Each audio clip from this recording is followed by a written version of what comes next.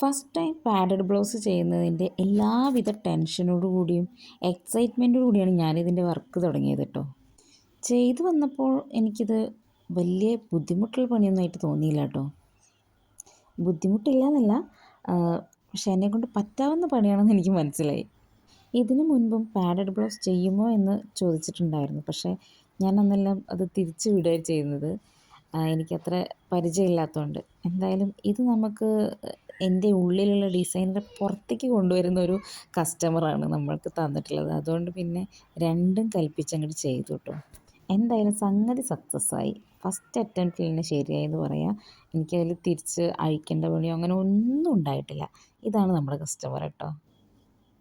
Customer എന്ന് മാത്രം പറയാൻ പറ്റില്ല, നമ്മുടെ നൈബർ കൂടിയാണ് ആൾ കേട്ടോ. ആളുടെ വല്യമ്മയുടെ മോളുടെ എൻഗേജ്മെൻറ്റിന് വേണ്ടിയിട്ട് ചെയ്തിട്ടുള്ള ഒരു ഔട്ട്ഫിറ്റാണിത് കേട്ടോ. എന്തായാലും ആൾ ഭയങ്കര സാറ്റിസ്ഫൈഡ് ആണ്, ഒപ്പം ഞാനും.